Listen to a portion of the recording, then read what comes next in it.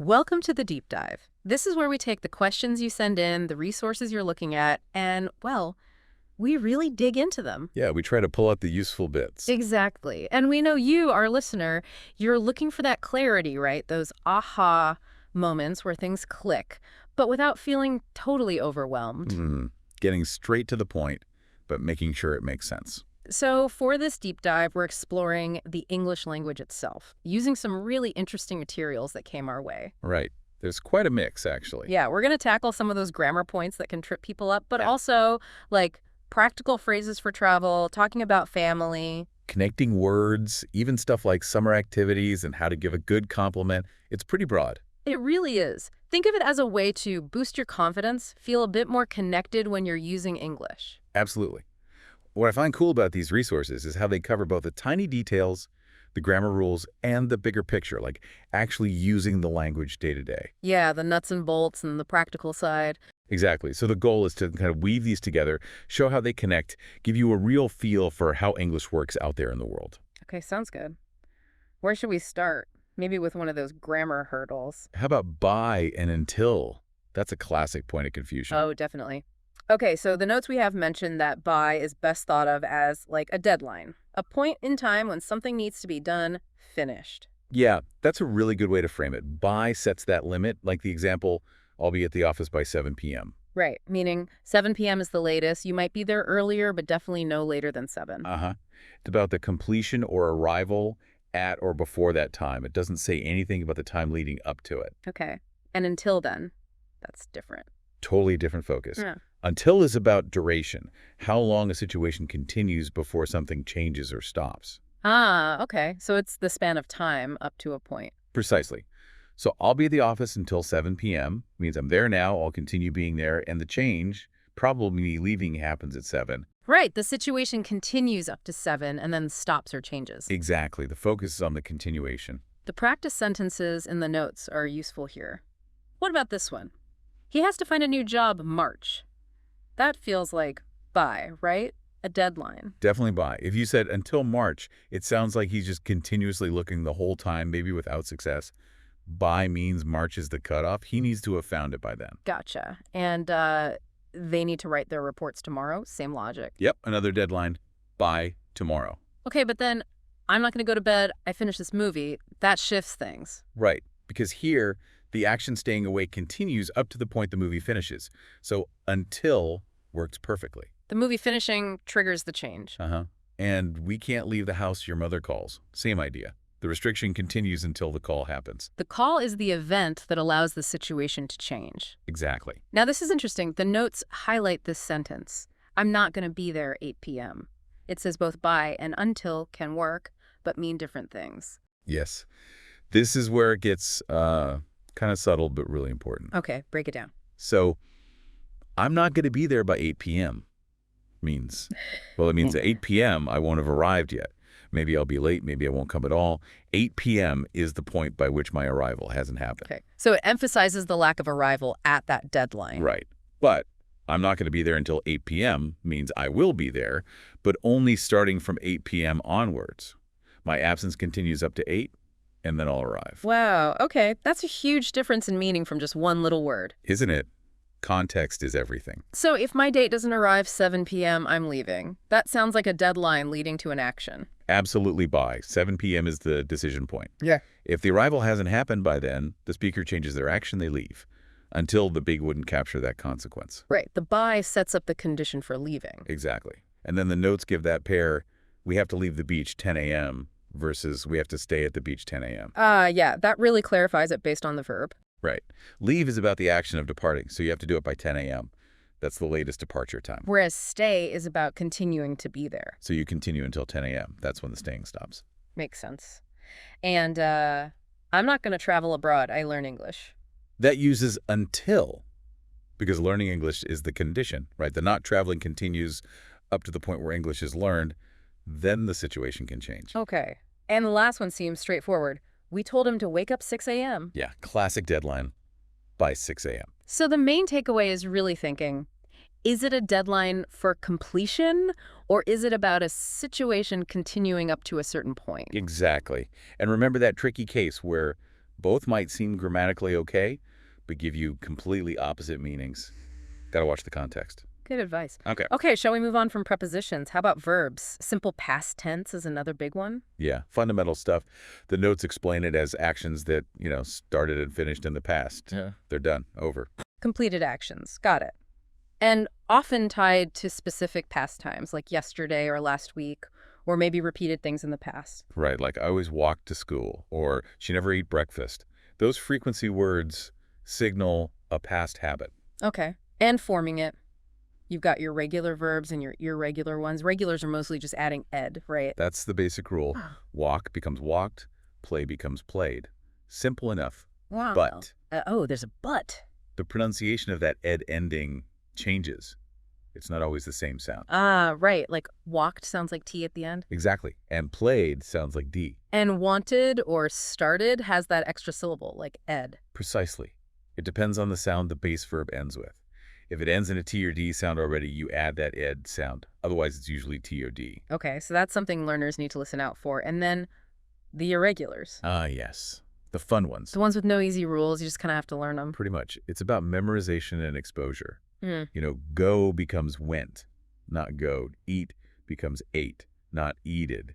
See becomes saw. They're often very common verbs too, aren't they? Very common. So learning them early pays off hugely. The notes have some good examples. He brought a towel and sunglasses to the beach. Brought from bring. Yep. Clearly irregular, not bringed. They went to the gym every day last week. Went from go. And every day last week shows that past repeated action. Good example. I forgot to tell my boss about my schedule. Forgot from forget. These are popping up everywhere. They really are. Here's a negative one. I don't think they made a reservation. Made from make. Even in a structure with don't, the main verb changes if it's referring to a past possibility. Okay. And we ate junk food almost every day last month. Ate from eat, again, last month, pins it in the past. And the notes also mention reporting speech, like she said she had a great time. Right.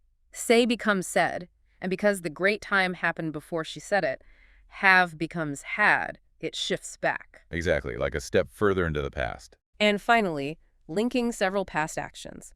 Yesterday, I slept late, went shopping, and spoke to my mother. Nice sequence. Slept from sleep, went from go, spoke from speak. All irregular, all clearly past. So for our learners, the key is really identifying those irregulars and actively practicing them. Listening and reading helps a lot, right? Absolutely. The more you encounter them in real sentences, the more they'll stick.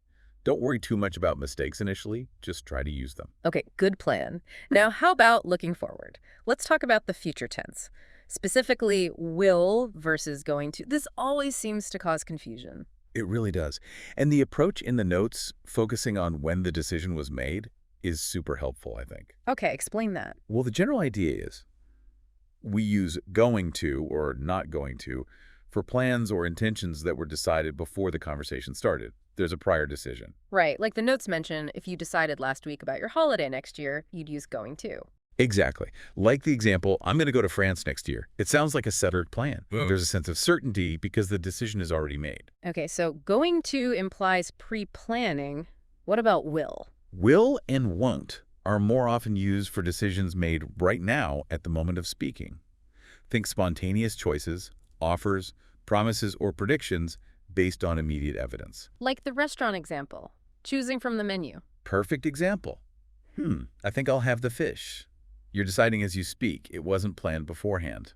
So will is more about immediate decisions. Does it imply less certainty then? Often, yes, especially initially. But you can add words like probably to make a will statement sound more certain, like I'll probably go. Okay, let's look at the examples again. Maybe I'll go hiking tomorrow. The maybe signals uncertainty, right? So will fits. Yep, decision made now, low certainty.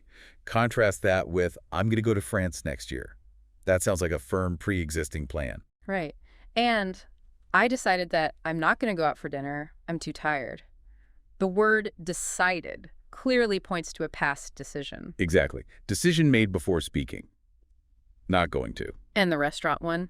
I'll have a glass of wine, please.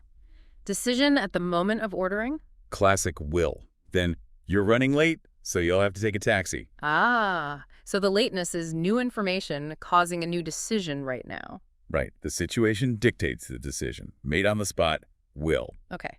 And the last one's interesting. You're not going to the party then. I probably won't go either. Yeah, it's like a reaction. Speaker 1 implies they aren't going, using going to, maybe a prior decision. Speaker 2 hears this and makes a decision now. Probably won't go either. Won't, because it's a decision at the moment and probably adds that certainty level. Got it. And we should mention pronunciation too, right? Going to often becomes Gonna. Yeah. Very common in spoken English. I'm gonna go. And will gets contracted. She'll. Mm-hmm. So the main thing for learners, think about when that decision or plan was made. Before speaking. Probably gonna. Right now. Probably will. Makes sense. Okay, let's shift from grammar mechanics to more practical vocabulary. How about those travel phrases?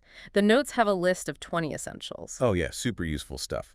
Knowing even a few of these can make traveling so much smoother and less stressful. Definitely. First one. Do you have any recommendations? Great for finding good local spots. Absolutely. Restaurants, sites, anything. Then basic shopping. How much is this? Can't go wrong with that. And for ordering or choosing something, I like this. Simple, effective. You can add quantity too. I'd like 2 of these. And for clothes shopping, can I try this on? Essential. If you need to check the language barrier, do you speak English? Polite way to start. Mm-hmm. For hotels or restaurants, Mhm. I have a reservation, followed by your name. And the universal need. Water, please. Can't survive without it. For paying. Hmm. You take credit cards. Good to know beforehand. What if something's wrong with your food order? A polite, this isn't what I ordered, usually does the trick. Politeness helps. Good point. And asking for the menu. Could we have the menu, It's a please? standard phrase. Now, this one might be culturally sensitive. Could you give me a discount? Yeah, depends where you are, doesn't it? Haggling isn't common everywhere. Exactly. But good to know how to ask if appropriate. Dietary needs are important. Do you have any vegetarian dishes? Or vegan or gluten-free, whatever you need. Right. And for photos. Could you take a picture of me, please? Someone's usually happy to help. Allergies, this is critical. Yeah. I'm allergic to. Followed by the food, like peanuts. Vital for safety. Then, the modern essentials. Mhm. Is the Wi-Fi free? And if it is, what's the password? Usually the next question. For seating preferences, like on a plane or train, I'd like to have a non-smoking seat, please. Or just non-smoking. Getting around, could I get a map? Still useful even with smartphones. Sometimes you just want paper when you're ready to leave a restaurant. Could I have the check or check, please? Mhm. Or even just bill works in many places. And the inevitable question, where is the bathroom or restroom, is very common in the U.S. Yeah, restroom in public places, bathroom, maybe more in a home. And finally, for trains. Is this the train for London or is this the train that goes to Oxford? Crucial for not ending up in the wrong city. Definitely. So the notes suggest practicing these. Just saying them out loud helps build confidence. Good idea. Okay, from travel to closer to home, family vocabulary. The next list has 20 key family words. Yeah, this is fundamental for talking about your life, understanding others. Basic stuff, but essential. Starts with the core, mother or mom, mama, mommy. And father, dad, daddy, pop, pop. Lots of variations. Then siblings, sister for female, brother for male, sometimes bro informally. Right, going up a generation, grandmother and grandfather. And your parents' siblings. Uncle is the brother, aunt is the sister. Their kids are your cousin. Doesn't matter if they're male or female, the word is the same. Okay. And your siblings' kids. A boy's your nephew. A girl is your niece. Marriage terms. Wife for the female partner, husband for the male. The general term for mother or father is parent, and the person who raised you, biologically or not. And your own offspring. One child, multiple children. Remember that irregular plural. Good point. A male child is a son, female is a daughter. And finally, the in-laws, your partner's family. Yep. Your partner's brother is your brother-in-law. Partner's father is father-in-law. Partner's mother is mother-in-law. That covers the main relationships, doesn't it? It covers a lot, yeah. Yeah. Lets you describe your family tree and understand when others talk about theirs. Really important for connecting with people. Definitely. Okay, now how about making our speaking and writing smoother? The next list is about connecting words. Transition words. These are like the glue that holds your ideas together, makes everything flow logically. Improves coherence, right? What's the first one? Also, simple one just for adding another piece of information. I like pizza. Also, I like pasta. Easy enough. Next. However, this signals a contrast. Idea A, however. Idea B. The city is exciting, however, it's very expensive. Okay, contrast. Similar to on the other hand. Very similar. On the other hand, also shows contrast. The notes suggest it might be slightly more common in spoken English, perhaps. I could save money. On the other hand, I really want that new phone. Okay. What about still? Still shows persistence despite something else, often used with but, or even though it was difficult, but we still finished the project, or even though he was tired, he still went to the gym. Right. Emphasizes that something happened anyway. Exactly. Then there's then, which is great for sequencing, telling stories. First, I did this, then I did that. Simple sequence marker, besides. Besides, or besides that means like in addition to something else, or often gives another reason. I don't want to go out. Besides, I have work to do. Okay.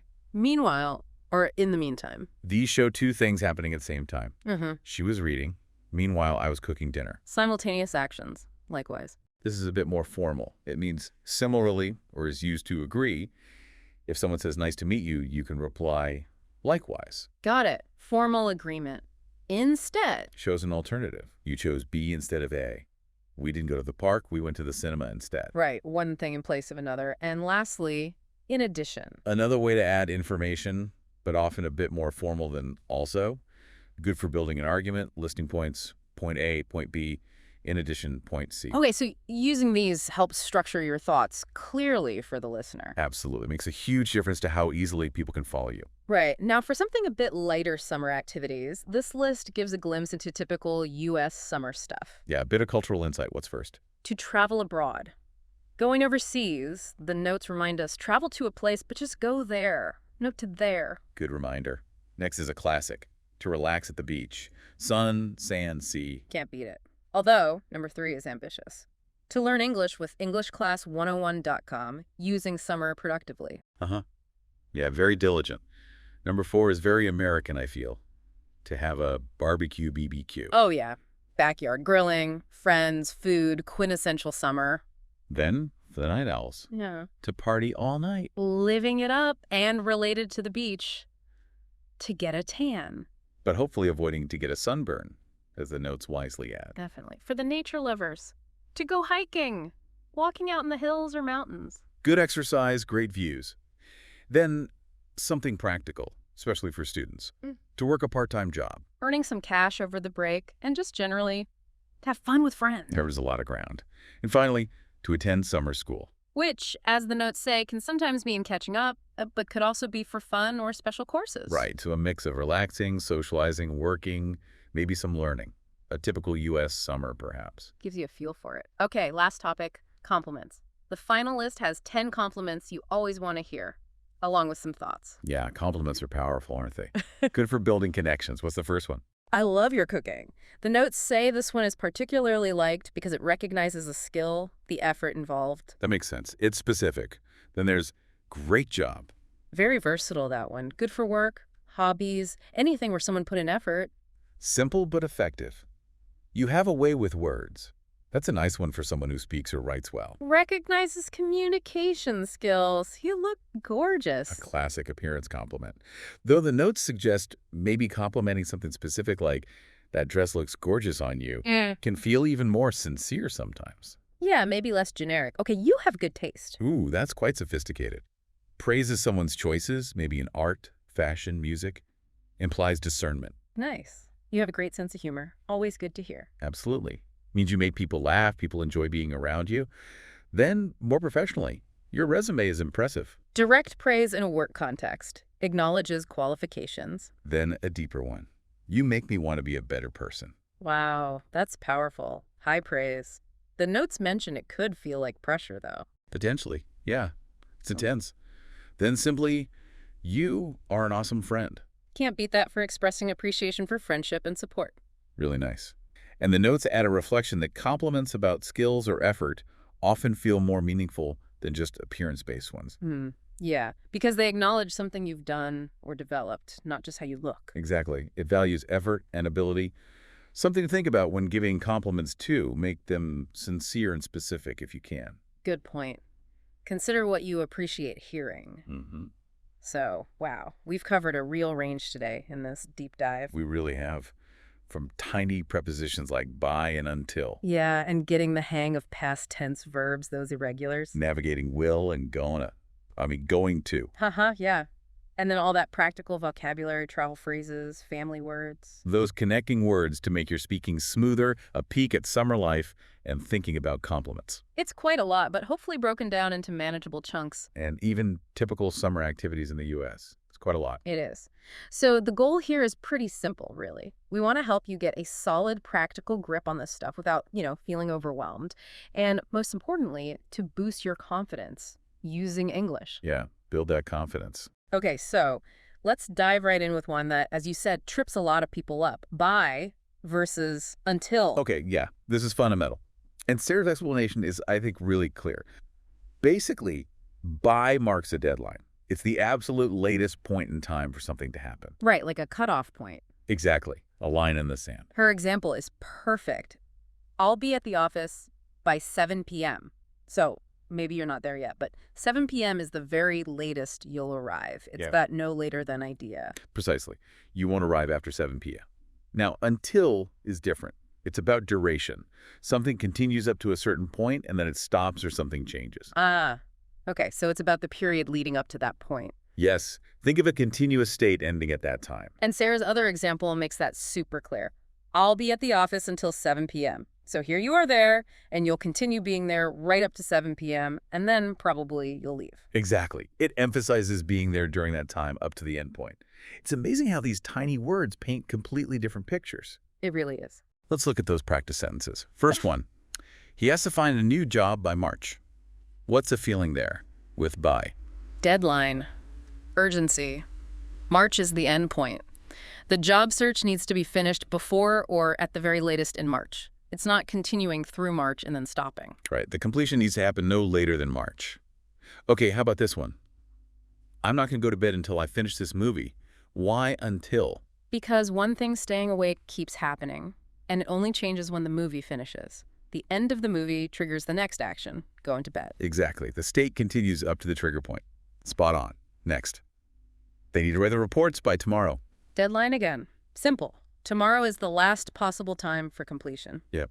And we can't leave the house until your mother calls. Similar to the movie one. The state of not leaving continues, and the call is the event that allows the change, allows leaving to happen. Perfect. Now here's the one Sarah flags as potentially tricky. I'm not going to be there by 8 p.m. versus I'm not going to be there until 8 p.m. Tiny change, huge difference in meaning.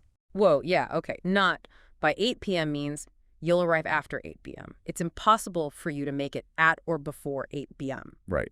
You're saying your arrival time is later than 8 p.m., but I'm not going to be there until 8 p.m. means. That means you will arrive, but only at 8 p.m. or possibly later. Like 8 p.m. is the earliest time you'll show up. Exactly. The start time of your presence is 8 p.m. or after. Such a small word, such a big shift. Mind blown a little bit, yeah. Okay, next. If my date doesn't arrive by 7 p.m., I'm leaving. Clear cutoff. 7 p.m. is the deadline for arrival.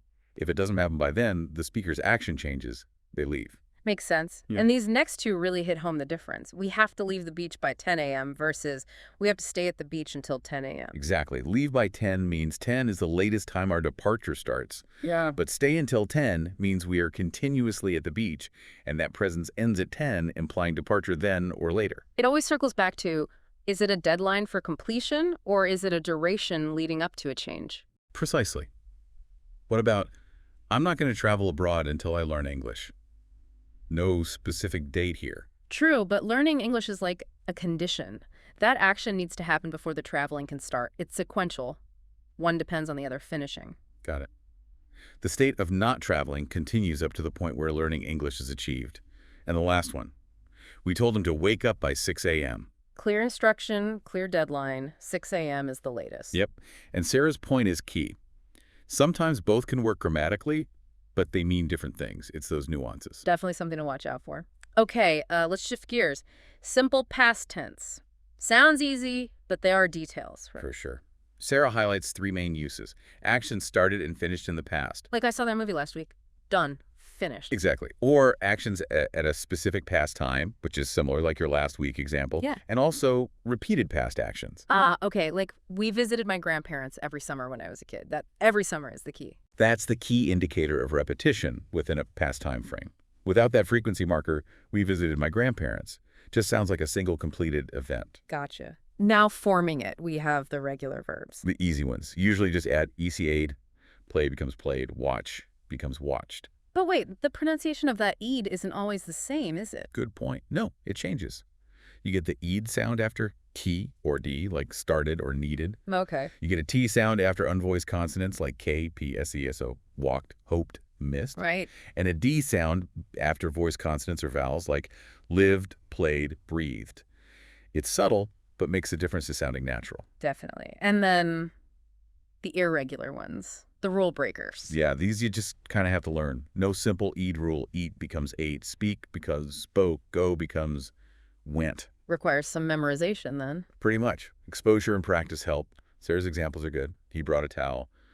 Brought is the past of bring. They went to the gym every day last week, went from go and every day last week, showing that repeated action. I forgot to tell my boss.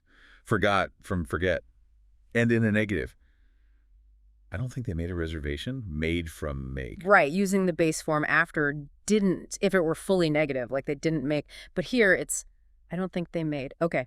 We ate junk food almost every day. Ate from eat with that repetition marker. Yeah, almost every day. And reporting speech is important too. She said she had a great time. Notice both said and had are past tense. Because the saying and the having fun both happened in the past relative to now. Exactly. And you can string them together. Yesterday, I slept late, went shopping, and spoke to my mother. All past actions in sequence. Slept, went, spoke. It's really the backbone of telling stories about what happened. Totally. Okay, moving forward to the future. Simple future. This is where will, won't versus going to, not going to gets interesting. Right. So going to is generally for plans made before you started talking, right? Like you've already decided, higher certainty. That's the main idea, yeah. The decision is already made. There's a strong intention. If you say, I'm going to fly to Canada next summer, it sounds like you've probably already thought about it, maybe even booked flights. Okay. Whereas will or won't, that's more for decisions made like right now, in the moment. Often, yes. Uh-huh. More spontaneous. Or it could be a prediction or an offer. And yes, sometimes it implies a bit less certainty, that you can boost that with words like probably. Like if the phone rings and you say, I'll get it, that's a decision right then. Perfect example. Or offering help. I'll carry that for you. Spontaneous. And Sarah mentioned gonna for going to in casual speech. Oh yeah, very common. Sounds much more natural than saying going to slowly and carefully all the time. And contractions like I'll, you'll, he'll, won't are essential for will. Makes speech flow better. Definitely. Let's check Sarah's examples. Maybe I'll go hiking tomorrow. What tells you it's will? The maybe, big clue, low certainty, probably deciding right now or just thinking about it. Will fits that perfectly. Spot on. Contrast that with I'm going to go to France next year. Sounds much more planned. Next year implies some forethought, higher commitment. So going to. Exactly. How about I decided that I am not going to go out for dinner. I'm too tired. The phrase I decided is key. The decision was made before saying this sentence, so not going to. Yep. And the classic restaurant order. I'll have a glass of wine, please. Decision right there in the moment of ordering. Will is the natural choice. Okay, this one. You're running late, so you'll have to take a taxi to your next meeting. This is a decision based on the current situation running late. It wasn't pre-planned. It's a consequence decided now, so we'll have to. Precisely. It's a reaction leading to a necessary future action decided now. And the last one. You're not going to the party then. I probably won't go either. Okay. The second speaker is reacting now to the first person's plan, or lack of plan. Their decision won't go is made at the moment of speaking and probably adds that slight uncertainty linking it to the other person's choice. Exactly. And either for negative agreement. It really boils down to when the decision was made and the level of certainty. Got it. That clarifies it a lot. Okay, switching gears again to something maybe a bit lighter. Compliments. Sarah gave us 10 good ones. Always nice to focus on the positive. First up, I love your cooking. Sarah says this is a favorite for her to receive. Why do you think that hits home? Well, cooking takes effort, right? It's personal. So complimenting it acknowledges their skill, their effort, the fact they shared something they made. It feels genuine. Yeah, specific to a skill they've demonstrated. Next, great job. Sarah notes how versatile this is. Oh, totally. You can use it anywhere. Work presentation, friend fix something, kid clean their room. Maybe. It's just a solid positive feedback for a task done well. Small scale, but effective. Her sarcastic use anecdote is funny, though. Shows context is everything. Huh, yeah. Okay, you have a way with words. What's that really mean? It's more than just speaking clearly. It implies skill, maybe eloquence, being persuasive, funny, or even romantic with language. It's about how they use words effectively. Right, a flair for communication. You look gorgeous. Sarah had some thoughts on this one. Yeah, she prefers something more specific. Why do you think? Well, gorgeous is nice, but maybe a bit general. Something like, that dress looks amazing on you, or I love what you've done with your hair, shows you've actually noticed something specific, acknowledges their choice or effort, feels more thoughtful, maybe. I think that's exactly her point. It shows more attention because Yeah. you have good taste.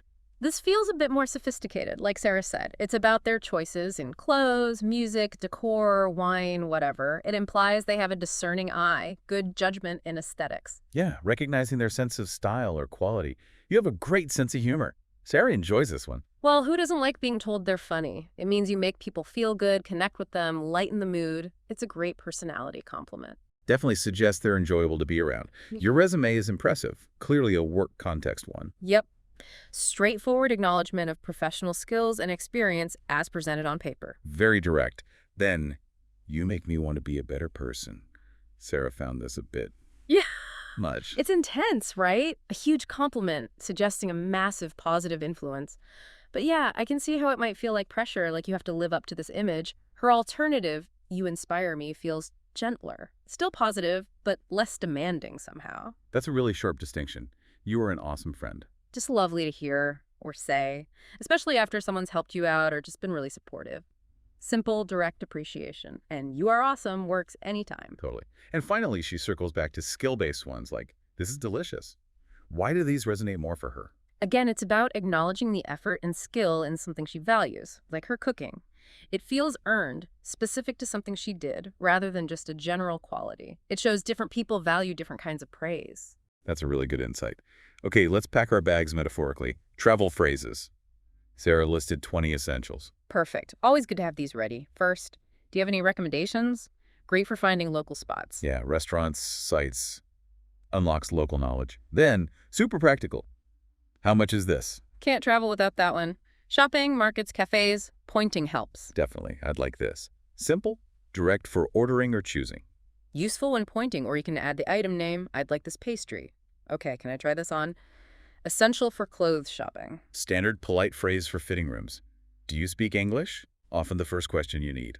And hope for a yes or a little. I have a reservation. Key for hotels and booked restaurants. Yeah, have the name ready. Water, please. Hmm. Basic, vital, polite. Might need to specify still or sparkling, tap or bottled, depending where you are. Do you take credit cards? Good to know beforehand. Avoids awkward, cash-only situations. This isn't what I ordered. Hopefully you don't need it, but good to know how to say it politely. Calm and clear is the way. Could we have the menu, please? If they don't bring one automatically. Gets you started. Could you give me a discount? Use with caution. Very culture dependent. Know before you haggle. Do you have any vegetarian dishes? Important for dietary needs. Easily adapted. Vegan, gluten-free, etc. Could you take a picture of me, please, for the memories? Most people are happy to oblige. I'm allergic to. Super important for safety. Food. Medicine. Never hesitate with this one. Vital. Is the Wi-Fi free? The modern traveler's mantra. And the follow-up, what's the password? I'd like to have a non-smoking seat, please. Restaurant preference. Or just non-smoking. Those smoking sections are rarer now in many places. Could I get a map? Still useful, despite phones. Especially for understanding a whole area or transit system. Could I have the check? Or check, please. Ready to pay the bill. Or bill, please. In some places like the UK. Where's the bathroom? Standard. U.S. English. Remember, toilet, loo, or washroom elsewhere. And for transport, is this the train for? Good to double check. Phew, that's a solid travel toolkit. Definitely covers a lot of common situations. Okay, shifting to something closer to home. Family words. Sarah gave us 20. Right, the basics. Mother and mom, mama, mommy, and father, dad, daddy, pop. The starting point. Then sister and brother, or bro, siblings, or sometimes very close friends. Moving up a generation. Mm-hmm. Grandmother and grandfather. Uh-huh. Maternal or paternal. Yes. Sarah's tennis story with her grandfather was sweet. Yeah. Then aunts and uncles. Uncle is your parent's brother, her woodworking uncle, and aunt or auntie-parent's sister, like the one with the stamp collection. Nice little memory hooks there. Then same generation as you, usually. Cousin, child of your aunt or uncle. Right. Then the generation below you, relative to you. Nephew is your sibling's son, and niece is your sibling's daughter. Got it. Then partners, wife and husband. Straightforward, broader terms. Okay. Parent, mother, or father, or caregiver. And child singular with that irregular plural, children. Good flag on the plural, more specific. Son, male child, and daughter, female child. Sarah's anecdotes there too. And finally, the in-laws, connected through marriage. Brother-in-law, father-in-law, mother-in-law. Partner's brother, father, mother. And Sarah shared little snippets about them too. Drinks, kindness, the relationship. Helps make them more than just vocabulary words. Definitely. These are the words we use to map out our family trees. Exactly. Okay, now, how do we link ideas together smoothly? Sarah's list of 10 connecting words. These are crucial for fluency. Absolutely. First, also, simple addition. I need milk and also bread. Just adds one more thing. However, Yeah. shows contrast. It's expensive, however, the quality is good. Idea A, contrast, idea B. Right. On the other hand is similar contrast, maybe more conversational. Sarah's Taiwan-Thailand example. Yeah, often presents an alternative perspective. Still, used despite something else. It was late, but I still called him. Often pairs with but or even though. Shows persistence against expectation. Then, super important for sequence. I woke up, then I had breakfast, then I left. Essential for telling stories or giving instructions chronologically. Besides, means in addition to this or other than this, what did you do besides relax? Asking for other activities. Meanwhile, two actions happening at the same time. He was studying, meanwhile his friends were playing video games. Highlights simultaneity, often in different places. Likewise, more formal agreement or similarity. He enjoyed the concert. Likewise. Sarah said she doesn't use it tons casually, but good to recognize. Instead, shows a substitution. We didn't go to the park. Instead, we went to the cinema. Option A didn't happen, so option B happened. And lastly, in addition, formal way to add another point, often in writing or presentations. Sarah's marketing plan example. Builds an argument or list. These words are like the glue for our sentences and paragraphs. Totally. They make communication logical and coherent. Okay, final section. Summer activities in the U.S. Sarah's top 10. Let's see what people get up to. First, to travel abroad, outside the U.S. And remember Sarah's grammar note. Travel to France, but not travel to there. Good reminder. Classic summer vibe. To relax at the beach. Sun, sand, water, maybe a beer, like Sarah mentioned. The dream for many, a productive one. To learn English with EnglishClass101.com. Ambitious summer. A worthy goal, very social. To have a barbecue BBQ. Big tradition, especially July 4th. Grilling, friends, outdoors. Classic. To party all night, enjoying the long evenings. Or maybe just staying up late with pajamas and cookies like Sarah's tweet. Fun looks different for everyone. To get a tan, but safely. Tan, not sunburn. Sunscreen is key. To go hiking, enjoying nature. Sarah's family trips sound lovely, especially mentioning the Pacific Crest Trail. Wow. Earning money, getting experience. Simple but important. To have fun with friends. Just enjoying company. Essential. And maybe less fun for some kids. To attend summer school, catching up, or special classes. Sarah's experience, too. Covers the main bases, I think. Gives a good picture of U.S. summer life. Definitely a good range. Well, wow. We have really covered a lot of ground here, seriously, from really getting clear on by and until, which is huge. Yeah, that was a big one. To building vocabulary for family, travel, connecting ideas, even summer fun. That was a really fantastic set of resources you brought together. That's a really good way to think about it, a non-negotiable point. Sarah's lesson uses the example, I'll be at the office by 7 p.m. Okay. The key thing for you listening is that 7 p.m. is the cutoff, the deadline for arrival. The action of being there will be, well, started at the latest by that time. Gotcha. Now, until, and people say till or till casually. Very common. That shifts the focus, right? It's more about something continuing, an action or a state that's happening now or will be, and it keeps going up to a certain point. And then it stops or it changes. Yeah, it's all about duration that leads to a transition. A transition. Okay. Exactly. Until basically signals that a situation stays the same up to a specific time. So that other example, I'll be at the office until 7 p.m. Yeah. It means I'm there now, I'll stay there the whole time, and then bam, 7 p.m. hits, and that state changes, I'll probably leave then. Right, okay. So let's try and lock this in with some examples from the lessons. How about this one? He has to find a new job March. By or until? What's the thinking? Well, the key part there is has to find, right, finding a job is something that needs to be completed. Okay. And March is the time frame for that completion. So it has to be by. He has to find a new job by March. There's no sense of like continuing to look up to March and then stopping. It's about the deadline. Makes sense. Okay, here's another. I'm not going to go to bed. I finished this movie. Okay. So this one describes a state not going to bed, and that state continues, and it's directly linked to finishing the movie. The situation changes when the movie ends. So duration until a change, that means? Until I'm not going to go to bed until I finish this movie. Right, got it. How about they need to write their reports tomorrow? Again, what's the focus? Completing a task, writing reports. Deadline again. Yep. Tomorrow is the deadline, so it's by. They need to write their reports by tomorrow. Okay, this next one is interesting. The lesson highlights how context is crucial here. I'm not going to be there 8 p.m. This one could be either, couldn't it? It absolutely can. And it's a perfect example of why this matters. A tiny word, huge difference in meaning. So walk us through it. Okay. If you say, I'm not going to be there by 8 p.m., what does that mean? That you'll be late. You won't make the 8 p.m. deadline. Exactly. You'll arrive after 8. 8 o'clock was the deadline you missed. But if you say, I'm not going to be there until 8 p.m., then you will be there, but not before 8. Like your absence continues up to 8 and then you arrive. Precisely. See? Completely different outcomes depending on that one little word. It really shows why being precise helps avoid confusion. No kidding. Okay, another scenario. If my date doesn't arrive 7 p.m., I'm leaving. Okay, so what's happening here? There's a deadline, 7 p.m., and if something doesn't happen by then? There's a consequence. I'm leaving. Right, so the deadline triggers the consequence. That points to... If my date doesn't arrive by 7 p.m., I'm leaving. You got it. Right, now a pair. Very similar, but different answers, apparently. We have to leave the beach 10 a.m.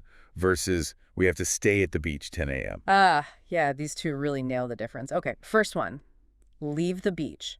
Is 10 a.m. the deadline for leaving or the duration of leaving? It's the latest time we can still be there before we actually leave, so deadline. Right, so we have to leave the beach by 10 a.m. Okay, and the second one, stay at the beach. Now the action is staying. Does that continue up to 10 a.m. and then stop? Yeah, it sounds like it. We stay, and then at 10 we stop staying. Exactly, duration until a change. So we have to stay at the beach until 10 a.m. Cool, that really clarifies it. One last one for this bit. I'm not going to travel abroad. I learn English. So learning English is the event. What does it do? It changes the situation. Before I learn, I don't travel. After I learn, maybe I do. So the state of not traveling continues up to the point of learning. Which means until. I'm not going to travel abroad until I learn English. Perfect. So, okay, the key takeaway for you listening, really pause and think. Is it about a deadline? Use by. Is it about something continuing until a change? Use until. And remember that tricky examples sometimes both work grammatically but mean totally different things. Context is everything. Absolutely.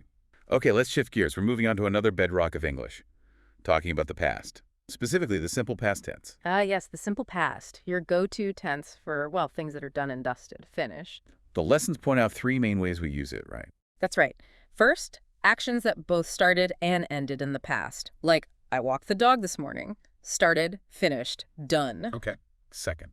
Actions at a specific time in the past. You often see time markers like yesterday, last week, an hour ago, in 1999. She visited Paris last year. Yeah. Specific time. Exactly. And the third use is for repeated actions in the past, things that used to happen regularly, but you usually need a frequency indicator. Like he played tennis every Saturday when he was young. The every Saturday tells you it was repeated. Precisely. So finished actions, specific past times, and repeated past habits. Those are the main jobs of the simple past. Now, how do we form it? For regular verbs, it seems pretty straightforward. Just add E. Generally, yes. Add E to the base verb. Walk becomes walked, play becomes played. But there's a pronunciation wrinkle. Right, the sound of the E. Yeah, it's not always the same. Sometimes it sounds like a T, like in walked or helped. Okay, Sometimes it sounds like a D, like in played or breathed. okay. And sometimes, usually after verbs ending in T or D sounds already, it adds a whole syllable and sounds like ed, like started or needed. Started, needed, aid. Okay, so TDD today. Paying attention to that makes you sound more natural, I guess. Definitely. It's one of those subtle things native speakers do without thinking. Okay, so that's regular verbs, but then the irregulars. Ah, yes. The fun one. Fun, or maybe just tricky. Haha. Yeah, okay, tricky. There's no single rule for these guys. You basically just have to learn them. Memorization is key. The lessons gave some common ones. Eat, ate, speak as spoke. Go, went, make, made, being, brought, forgot. Have, had, safe at, slipped. The list goes on. They often change completely. Best way to learn them is just practice, use them, see them in context when you read or listen. They start to stick eventually. Right. Exposure and practice. Okay, let's test this out. Here's a sentence from the lessons. He bring a towel and sunglasses to the beach. Okay. Is it regular or irregular? Yep. And the past tense is he brought a towel. Got it. Next. They go to the gym every day last week. Go. Definitely irregular. Past tense is went. And notice every day last week, that's the repeated past action marker. Right. They went to the gym. Okay, how about I forget to tell my boss about my schedule. Forget, irregular again. Past is forgot. I forgot to tell my boss. Simple enough when you know the form. Here's a negative one. I don't think they make a reservation at the restaurant. Right, so even though it's part of a negative thought, I don't think, the action itself is past. Make is irregular, past is made. So I don't think they made a reservation. Correct. Okay, another one with that frequency idea. We eat junk food almost every day last month. Eat, irregular, becomes ate. Almost every day last month confirms the repeated past action. We ate junk food. Right. Now this one has 2 blanks, and it's about reporting speech. Oh. Shut a great time at the party. Ugh, reported speech. Good one. So when you report what someone said in the past, you usually shift the verbs back. Say, becomes. Said. Irregular. And have become. Had. Also irregular. Exactly. So she said she had a great time at the party, and quick pronunciation reminder, said is said. Sounds like read. Good tip.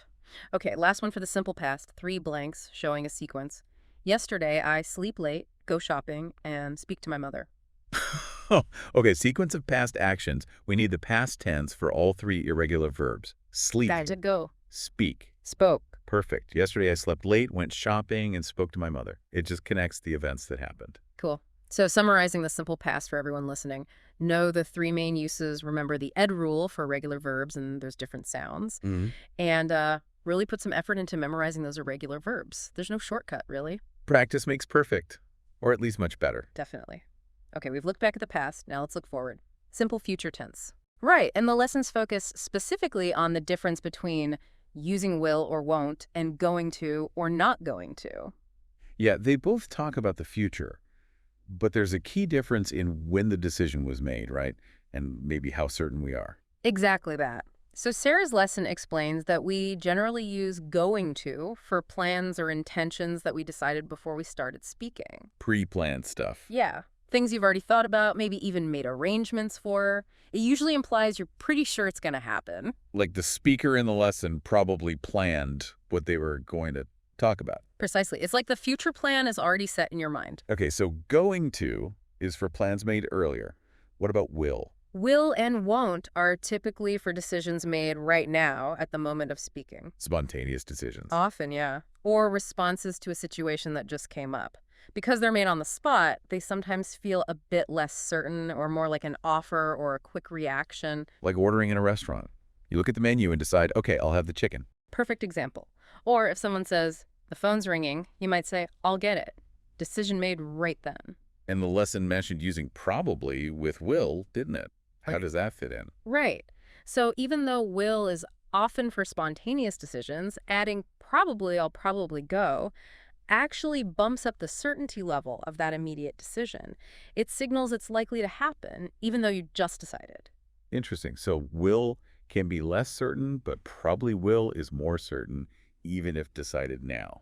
You got it. And pronunciation, the lessons mentioned gonna and contractions. Yeah, super important for sounding natural. Going to very, very often becomes gonna in casual speech. I'm going to go later. And using I'll, you'll, he'll, she'll, it'll, will, they'll, instead of I will, you will, etc. Absolutely. Using those contractions is standard in spoken English. It sounds a bit stiff if you always say the full will. Okay, good tips. Let's try some examples. How would you fill this one? Maybe I go hiking tomorrow. Will or going to?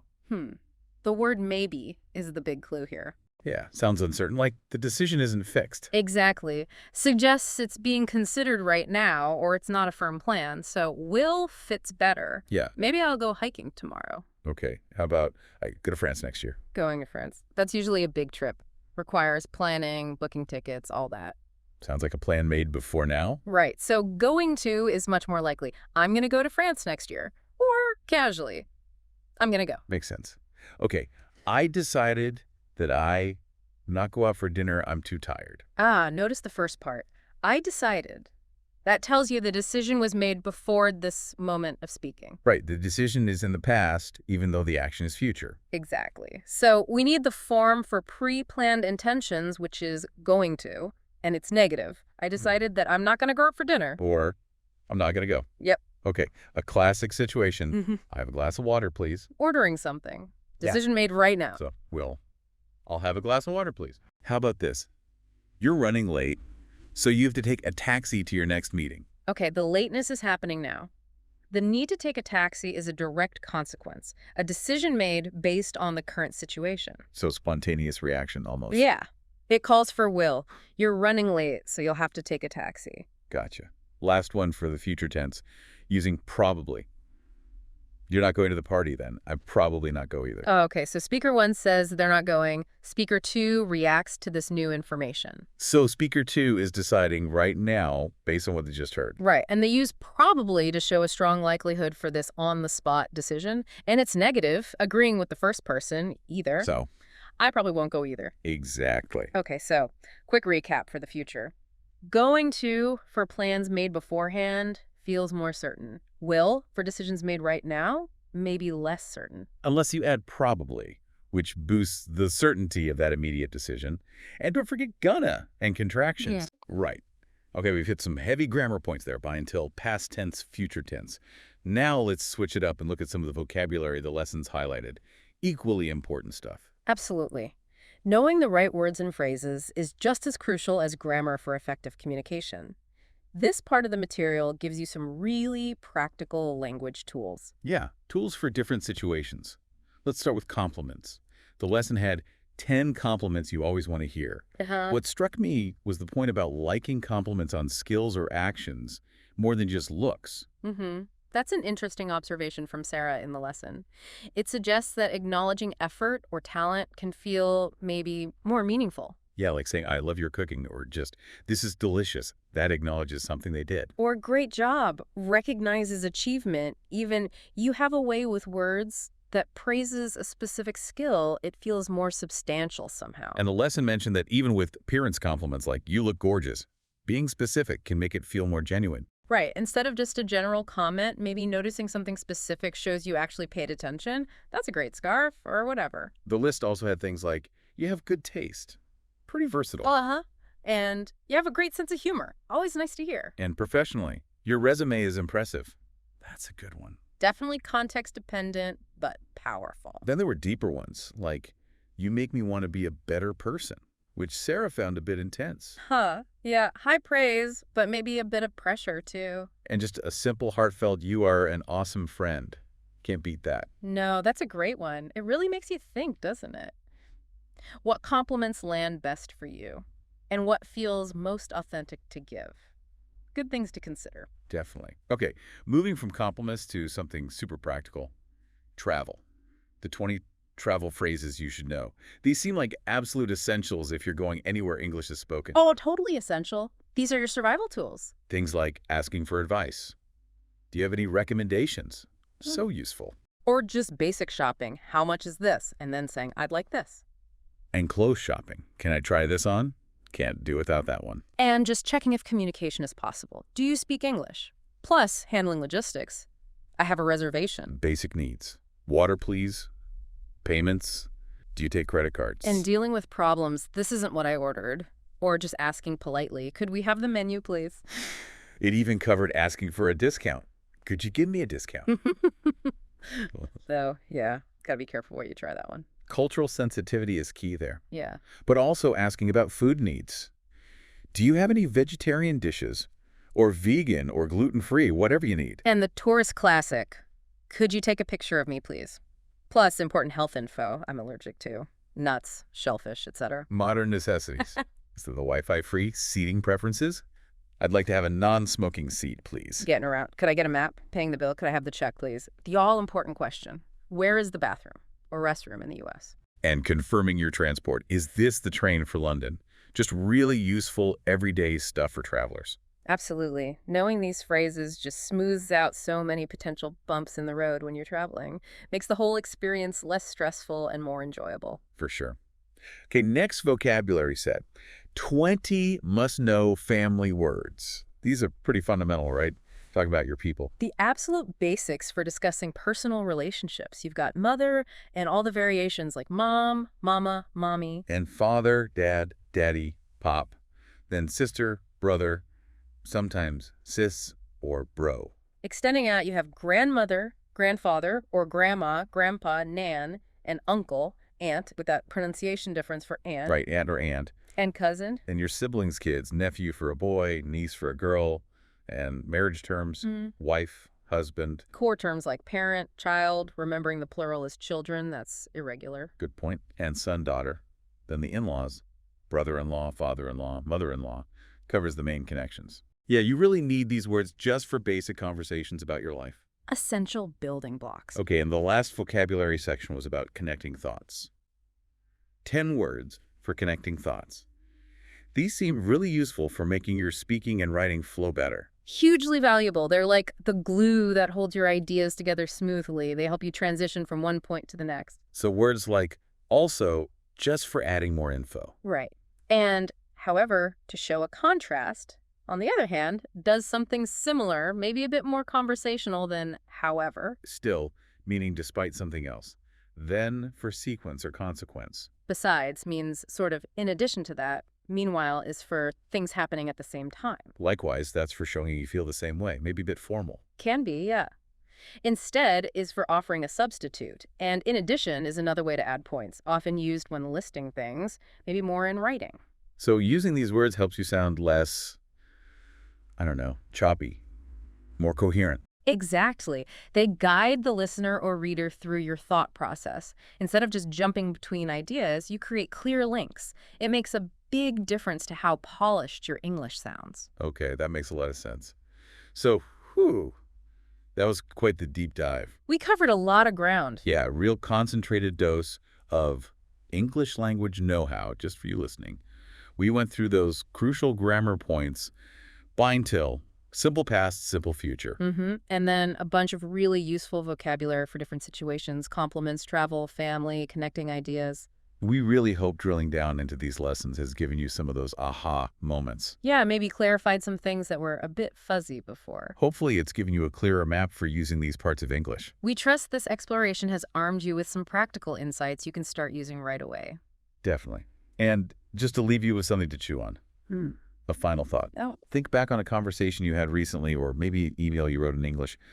Was there a moment where knowing the precise difference between by and until might have changed the meaning or avoided confusion? Ooh, good question. Or, looking at those connecting words, which one could you consciously try to weave into your next conversation to make your ideas flow just a little bit better? Yeah, maybe pick one, like however or meanwhile, and look for a chance to use it. Exactly. We really encourage you to take these ideas and play with them, apply them. That's how they really stick. Absolutely. Well, thanks for joining us for this deep dive. Yeah, thanks for tuning in.